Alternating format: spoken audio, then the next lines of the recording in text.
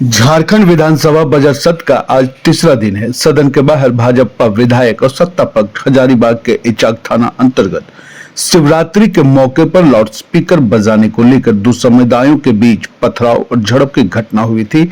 इसके बाद बजट सत्र के दौरान बीजेपी के विधायकों ने कहा की गई थी इस घटना का निंदा करते हैं, सरकार इस घटना का निष्पक्ष जांच करवाई। तो वहीं सत्ता पक्ष के विधायक मंत्रियों ने कहा कि यह घटना काफी निंदनीय है, कई लोगों को गिरफ्तार भी किया गया है, पूरी घटना की सरकार जांच भी करवा रही है।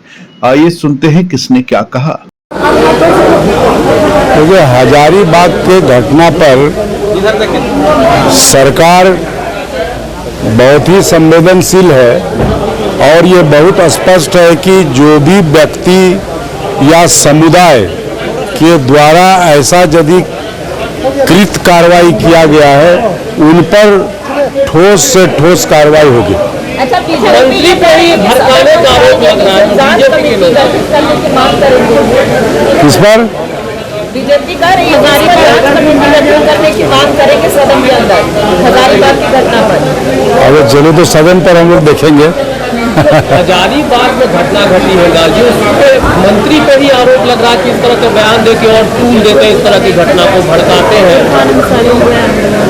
जब आप लोगों की सरकार आती है तभी ऐसी घटनाएं होती है, आरोप है बीजेपी। ना उनके समय में भी बहुत सारी ऐसी घटनाएं घटी है। चूंकि स्वतः स्फूर्त घटना है, ये कोई प्लानिंग वे में पहले से प्लान करके ये घटनाएं नहीं घटी है, इसलिए होता है, स्पॉन्टेनियस होता है। लेकिन उसका मतलब सीधी बात है, ये सरकार पर जाए, मंत्री पर जाए, इसका जवाब दे, ये सब गलत बात है। भाजपा के लोग कह रहे हैं कि आप लोग आधार कार्ड बनवा रहे हैं, बांग्लादेशी को फंसा रहे हैं, उसी का परिणाम है कि हमेशा हिंदू त्योहार में इस तरह की घटना हो रही है। अरे ये सब तो कोई भी करेगा, इससे क्या मतलब है? नहीं, कुछ भी कहिए लेकिन जिम्मेदारी तो बनती है ना सरकार की, लॉ एंड ऑर्डर बनी रहे, इस तरह की घटना ना हो, सरकार को जिम्मेदारी लेनी होगी। लॉ एंड ऑर्डर तो बनी रहे, ये तो हम भी कह रहे हैं। कोई भी बोलेगा लॉ एंड ऑर्डर की स्थिति बनी रहे, ये जरूरी है, लेकिन उस घटना के परिदृश्य में देखना पड़ेगा कि कहां से गलती हुई है और किसने क्या है। ये जब वहां पर जांच पदाधिकारी जाएंगे वो लोग स्पष्ट करेंगे। ठीक है सर।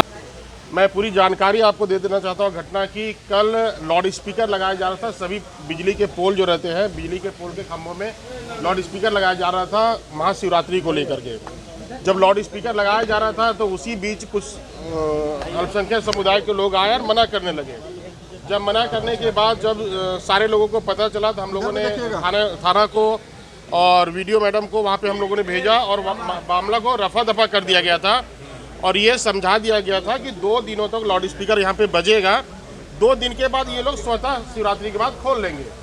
लेकिन जब प्रशासन वहाँ से चली गई और लाउड स्पीकर ये लोग लगा रहे थे, झंडा पटाखा लगा रहे थे, उसी बीच कुछ असामाजिक तत्व आकर के उन लोगों पे हमला कर दिया और हमला करने के बाद पहले से प्लानिंग करके सभी अपने अपने घरों में पत्थर रखे हुए थे और ताबड़तोड़ पत्थर बरसाने लगे। जब काफ़ी लोगों को लगा, चोटिल हुए, फिर प्रशासन वहाँ पे गई। आप समझ सकते हैं कि ऐसा पथराव वहाँ पे हो रहा था कि प्रशासन भी बेरंग वापस एक बार लौटी।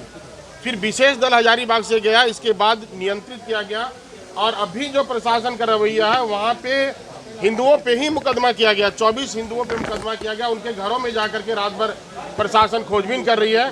बल्कि हमारा कहना स्पष्ट है कि आप सीसीटीवी का फुटेज देखें और जो भी दोषी आप उन पर कार्रवाई करें।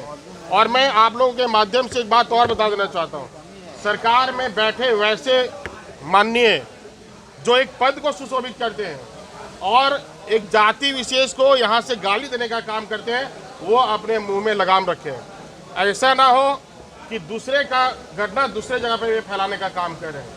आप घटना के बारे में जानकारी नहीं रख पाते हैं, मंत्री हैं राज्य के और घटना की पूरी जानकारी नहीं रखते हैं। वहाँ आरएसएस और बीजेपी की आप बात करते हैं, हिंदुओं को गाली देने का काम करते हैं। एक मंत्री के लिए शोभा का विषय नहीं है। दूसरा विषय ये है कि बार बार कहीं भी आप जाके देखें, बार बार हिंदुओं के ही त्यौहार में पत्थर क्यों चलते हैं, बार बार हिंदुओं को ही टारगेट क्यों किया जाता है, जबकि जब मुसलमानों का त्यौहार रहता है वहाँ सभी हिंदू भाईचारगी के साथ जाकर के हम लोग उनके साथ कदम से कदम मिलाकर चलने का काम करते हैं। और ये अमन और चैन को बिगाड़ने का काम करते हैं। शिवरात्रि एक ऐसा त्यौहार है जहाँ प्रशासन स्वयं मनाता है। आप हजारीबाग पुलिस लाइन में देखें, एसपी, डीसी सारे लोग वहाँ पे उपस्थित हैं, शिवरात्रि का त्यौहार मना रहे हैं। कोई हिंदू हो, कोई मुस्लिम हो, सारे पदाधिकारी मिलकर मनाते हैं।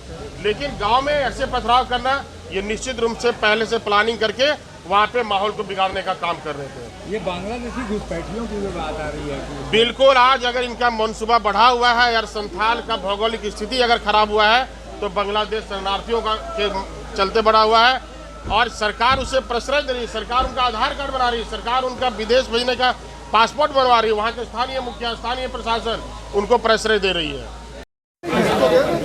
चेहरा नहीं आएगा, खाली माइके आ रहा है। ऐसे में हमारा समाज तो शिवरात्रि अरे लाइए आइडिया और मेरा वाला दीजिए, मेरा वाला दीजिए, मेरा वाला आईडी दीजिए ना। तो अरे मेरा हमने देखा कि वहाँ श्रद्धालुओं को कोई कमी तो नहीं है। हमारे माननीय मुख्यमंत्री जी भी देवघर गए।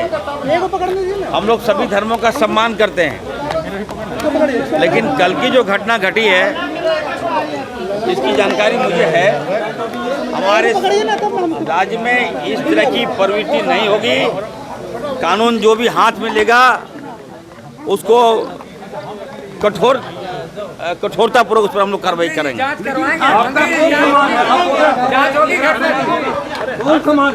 अरे भाई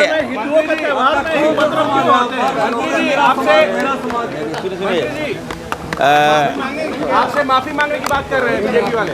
कौन? आप माफी मांगिएगा जो आप बोले हैं। क्या बोल रहे आपने जो आरएसएस की बात कही उस पर माफी मांगनी देखिए, पड़ेगा। मैंने कहा इस देश जो चलता है प्यार से चलता है, मोहब्बत से चलता है, नफरत से देश नहीं चलता है। भाजपा और आरएसएस की जो विचारधारा है समाज को तोड़ने वाली विचारधारा है। हम मोहब्बत का पैगाम फैलाते हैं, हम अमन चैन शांति की बात करते हैं बात करते हैं और हमारे साइड इफेक्ट है। हम ये कह रहे हैं, हम आप देखिएगा, एक बार सुनिए, मैं हमारी सरकार, हम चाहते हैं कि हमारा झारखंड डेवलप करे, हमारे बाल बच्चे आगे आए। भाजपा के बच्चे पढ़ेंगे विदेश में और भाजपा का कार्यकर्ता फंसाएगा, ये नहीं चलना। बिल्कुल सदन में आज ये मुद्दा उठाने वाले हैं और हम मांग करेंगे निष्पक्ष जांच हो। जो उपद्रवियों का मनोबल बढ़ रहा है उस पर लगाम लगे और हमारे मंत्रीगण जो इस तरह का बयान देते हैं वो बहुत निंदनीय है। ऐसा बयान नहीं आना चाहिए। उनका बयान ये होना चाहिए जो भी इस घटना में संलिप्त है उसमें कड़ी कार्रवाई करनी चाहिए। अब प्रशासन को फ़ोन करके धमकाते हैं कि एक तरह से सिर्फ एक पार्टी, एक तरफ के एक दल के लोगों को सुविधा मिले, एक तरफ कार्रवाई हो, ये तो बहुत गलत बात है। कल तो कार्रवाई भी हुई थी, कल पुलिस बल मौके पर पहुंची थी। देखिए, हम चाहेंगे विधानसभा एक कमेटी बने और निष्पक्ष जांच। एक कमेटी बनाने का मांग करेंगे, विधानसभा की एक कमेटी बने, इसका निष्पक्ष जांच। 45 लोगों को नामजद किया गया है इस मामले में, 211 का मामला दर्ज हुआ है। देखिए, इस सरकार में आप क्या उम्मीद कर सकते हैं? इस भ्रष्ट सरकार में तो निष्पक्ष जांच की उम्मीद नहीं कर सकते हैं। हम लोग चाहेंगे एक कमेटी बने विधानसभा का और उस पर जाँच हो, तब जाके कहीं निष्पक्ष जांच का ये मिल पाएगा। आप घटनास्थल पर कल पहुंचे थे? घटनास्थल पर तो हम नहीं पहुंच पाए, ये बरकठा विधानसभा के क्षेत्र में है और लेट में पहुंचे, तब तक मामला शांत हो गया था। दोनों पक्षों को समझाने का भी काफ़ी प्रयास करके आए। विधायक जी, ये घटना जो लगातार घटते रहती है हजारीबाग में, इसको लेकर क्यों नहीं एक शांतिपूर्ण बैठक या फिर इस तरह के कोई निर्णय? आज बहुत पिछले कई साल से ये घटनाएं जो हैं दो समुदाय के बीच में घटते रहती है। नहीं, बहुत दिनों के बाद ये घटना घटी है। जब इनकी सरकार आती है तभी उपद्रवियों का मनोबल बढ़ता है। इससे पहले कोई घटना आप सुनने में नहीं आएगा। जिम्मेदारी हमारी है और हम लोग जिम्मेदारी इस बात की लेते हैं, ठीक है। अगर कोई घटना हमारे क्षेत्र में ऐसी होती है और जहाँ तक रह गई बीजेपी क्या कह रही है और हमारे मंत्री क्या कह रहे हैं, तो कुछ ऐसे लोग बीजेपी में भी हैं जो आपस में ये लोग खेल खेलते हैं। कोई वहाँ से बयान देता है, कोई यहाँ से बयान देता है, तो वो बिल्ली चूहा वाला टॉम एंड जेरी वाला खेल होता है। उस पर मैं कुछ नहीं कहना चाहूँगी, लेकिन हाँ, हमारे राज्य में ऐसी कोई भी सेंसिटिव इशू होता है तो निश्चित रूप से हम लोग जिम्मेदार हैं और हम इसकी जिम्मेदारी लेते हैं। कह रहे हैं कि जब इनकी सरकार आती है तभी ये घटनाएं घटती रहती है। नॉन बीजेपी सरकार आती थी इस तरह की बात होती है? बिल्कुल, ये ऐसी बातें कहेंगे, इनको ये शोभा भी देता है। हम ऐसी बात कभी नहीं कह सकते। ये ऐसी घटनाएं हैं, ये कभी भी घट सकती है, ये आप भी जानते हैं। कोई भी इंसान, किसी भी नॉर्मल व्यक्ति से आप जब ये सवाल करेंगे तो वो यही कहेगा कि इन सारी घटनाओं में किसी सरकार की कोई भूमिका नहीं होती है। ये घटना ये कभी भी हो सकती है, ये कभी बीजेपी की सरकार हो ना हो, कांग्रेस की सरकार, गठबंधन की सरकार है, कभी भी ये घटनाएं हो सकती हैं। इस पर किसी आप पार्टी को कैसे जिम्मेदार दे सकते हैं? ये तो अपनी मानसिक सोच है। आज सदन में भी कह रहे हैं हजारीबाग बोलिएगा। देखिए, मैंने कल भी कहा, अभी एक दिन पहले भी कहा था कि शोर करना इनका काम है। मैं बार बार कह रही हूँ कि बजट पे अगर कोई बात करना है, योजनाओं पे कोई बात करनी है, निश्चित रूप से आप सभी का स्वागत है। आप बजट पे बात कीजिए, योजनाओं पे बात कीजिए। सिर्फ शोर शराबा करेंगे तो फिर ये तो नाच वाला पार्टी होता है ना, नाच करते हैं। यात्रा पार्टी एक हमारे यहाँ यात्रा होता है हमारे यहाँ, तो वो थोड़ा ड्रामा पार्टी चलता रहता है। तो एंटरटेनमेंट है, मज़ा लीजिए। हजारीबाग में रह के पढ़ाई करते आए हैं आज से लगभग 15-20 वर्षों से, तब से इस प्रकार की घटनाएं सुनते आए हैं। दो पक्षों में आपसी मनमुटाव को लेकर, आपसी विवाद को लेकर।